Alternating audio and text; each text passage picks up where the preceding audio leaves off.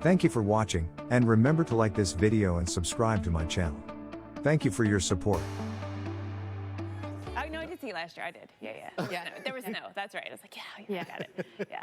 So, I mean, we're talking about, the feeling of the holidays, but yeah, we've got temperatures in the 70s. It's nuts. Yeah. So personally, it is weird. As a Florida person, I love it. But I will say that there are a lot of people who are like, it's too warm. I can't get into the season. I was even thinking on Thanksgiving. That's about as low as we've ever seen it on December 1st. We haven't been tracking it for many years, but that's a fairly low number for December 1st, only 10% of the U.S. Yeah, no, it's one of the top lowest, actually. Mike, this morning on the show, we've been talking about roundabouts because we had an interview earlier with the mayor of Carmel, Indiana. They're known for their roundabouts. And so we want to get your take on roundabouts in bad weather. Instead of having a traffic light with a four-way stop if power goes out, for example, a roundabout would make it better, don't you think? I think it would, as long as... The many benefits of the roundabouts. I'm telling you, this is a campaign. We need to get this across the nation somehow. Thanks so much, Mike. We appreciate it. Of course, Carmel, Indiana, we've been talking about them dealing with more than 130 roundabouts there to get people to where they need to go. But that transition, it can be just as scary as getting to that record. It's just amazing, Jen. If you were to put this map up and say, hey, guess what month it is? I know. You would not say it's December. No, you would have easily guessed, March, April. Yeah. Obviously, May is a possibility stream as we get into the weekend. So this is Saturday. Next upper level disturbance comes on in. We're going to see this cause a little dip in the jet stream. That will allow at least some pieces of colder air to settle in across Minnesota, Wisconsin, northern Iowa. You might get a little of the cold air out of this, or at least cooler. I won't call it cold, but just cooler than we are today. So here comes that next system. One of the limiting factors will be how much moisture. Temperatures 22 degrees below zero.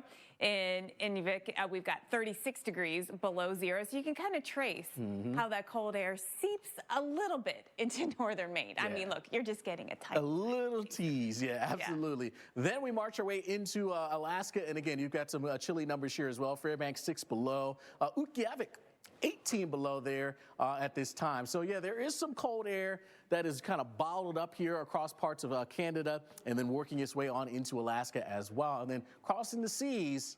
Here we go with the cold air. Here across this region in Siberia, we've got temperatures running, close to 30 degrees below zero in our temperatures. So the question is, will some of this cold air eventually make it into the lower 48? Well, here's what we've got. We look at the sort of upper air pattern, looking at the jet stream here for you for the most part. Basically moving through the weekend and into early next week, and you do see a little bit of a dip that takes place. So there will be some colder air that tries to sneak on in across the northern plains, Great Lakes, maybe parts of the Northeast as well. But you can see it's really just a taste. We're not getting the core of any of this down into the lower 48, but temperatures will come down a little bit, especially compared to where we've been. Now, what will that mean as we look ahead to next week? Still expecting to see the numbers go back up and be above average from the western U.S. to a lot of even the eastern U.S. with the exception of northern Great Lakes and New England areas. Yeah, that's that area that could get that little bit of a taste here for us. Now, we expanded out even more for the entire winter. The Climate Prediction Center looking at December through February. And again, it looks very similar with a large swath of the country dealing with above average temps. Yeah. So, I mean, get ready for warm. Doesn't mean that we won't get snow, won't get cold at all, because even above average in Boston in, January is still on the cold side. Right. But there is definitely that trend coming when it comes to this winter. Now, let's look in winters in general, because when we look back and we look at climatology, then we look ahead, thinking about how is climate affecting our weather, we've been warming. Going back to 1970, winters have been warming by 2 degrees, 3 degrees across the west, 4 and 5 degrees across the eastern half of the country, looking back, to all of these winters. Yeah, it's pretty amazing when you look at that, and globally here. So we don't just focus in here on the States, but look at too fast in those cases. All right, well, let's work our way through the next few days. Planner time here for us, and today we're watching our next system move through parts of the Great Lakes, Midwest, Ohio Valley.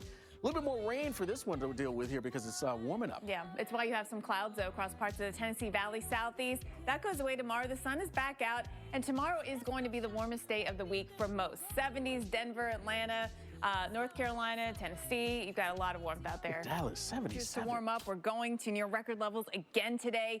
Big bubble of warmth right now that is building over the Central Plains, Northern Rockies, Colorado, parts of New Mexico, Texas. Yes, you're all going to be on the warm side. But all these red dots are places that we could see record heat. We've still got more across the West where places here, I mean, you're thinking about, you know, spring fever more than you're thinking about the fact that today is the start of meteorological winter. Southeast, we got a handful of spots that will be dealing with some record high temperatures. Look at the readings. 84 in Phoenix. The record to beat is 83 degrees. So we're going past that. We're coming close in Tucson. Vegas, we're going to tie our record with 74 degrees today. Not what you had thought when you planned, you know, a month ago to go to Vegas this week. Now, we have some other spots out there, too, that are going to be warm, like St. Louis. We're in the mid-60s. Kansas City, we're in the mid-60s. That's not record-breaking, but it's close. 65 degrees. The record to beat is 70. Many other spots, though, are flirting with records today and will again